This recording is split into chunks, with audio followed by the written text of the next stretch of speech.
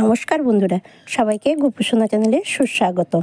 21শে ভাদ্র 7ই September রবিবার পূর্ণিমা তিথি লাগবে পূর্বদিন রাত্রি 1টা 7 মিনিট হতে অর্ধরাত্রি মানে রবিবার 7ই সেপ্টেম্বর রাত্রি থাকবে রাত্রি 11টা বেজে 56 মিনিট 54 সেকেন্ড পর্যন্ত। পূর্ণগ্রাস চন্দ্রগ্রহণ ভারতবর্ষের দৃশ্য। গ্রহণ স্পর্শ বা আরম্ভ হবে রাত্রি 9টা 57 মিনিট আর গ্রহণের মধ্য হবে রাত্রি 11টা 41 মিনিটে।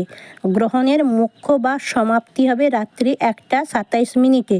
পূর্ণগ্রাস আরম্ভ হবে রাত্রি 11টা মিনিটে। পূর্ণগ্রাস সমাপ্তি হবে রাত্রি 12টা 23 মিনিটে। আচ্ছা, পূর্ণগ্রাস স্থিতিকাল হবে 1 ঘন্টা 23 মিনিট। গ্রহণের স্থিতিকাল হবে 3 ঘন্টা 30 মিনিট। গ্রাস সমান হবে 1.368।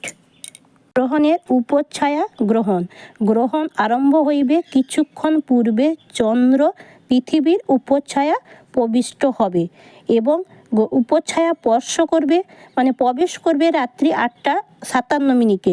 উপচ্ছায়া মোক্ষ বা ত্যাগ করবে রাত্রি 2টো 27 মিনিটে।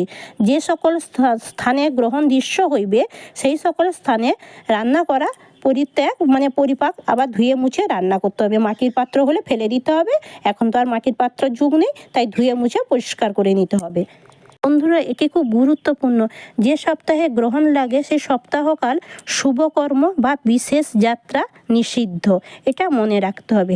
এই গ্রহণ কাদের দর্শনের শুভ ফল হবে? এই গ্রহণ দর্শনের শুভ ফল হবে মেষ রাশি, কন্যা রাশি, তুলা রাশি, ধনু রাশি, মকর রাশি দর্শনে খুবই শুভ। আর অন্যান্য রাশি দর্শন করা উচিত নয়, অশুভ বলে মানা হয়। বিশাখাযুক্ত নক্ষত্র তুলা রাশি দর্শন একেবারেই নিষিদ্ধ। যে তুলা রাশিদের বিশাখা নক্ষত্র তাদের দর্শন একেবারেই নিষিদ্ধ। বন্ধুরা, অবশ্যই বন্ধুরা গ্রহণের শেষে স্নান করতে হবে এবং পারলে ব্রাহ্মণকে দানও করতে হবে। বন্ধুরা, যে যেমন পারবেন, কিন্তু স্নান করা অতি অবশ্যই প্রয়োজন। যাদের দর্শন করা বৈধ তাদের সকলের জন্য মুক্তি স্নান অবশ্যই কর্তব্য। যেসব রাশি দর্শন করার পরে স্নান সকলেকেই করতে হবে, তা নাহলে কুষ্ঠরোগ বা দুঃখ ভোগ করতে হয় বলে শাস্ত্রে উল্লেখ আছে।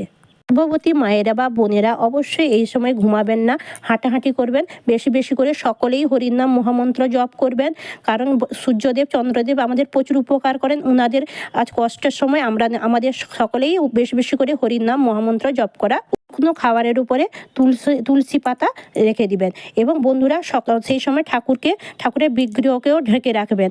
সকালবেলা উঠে স্নান করে সূর্যদেবকে প্রণাম করে তুলসী মহারানীর চরণে জল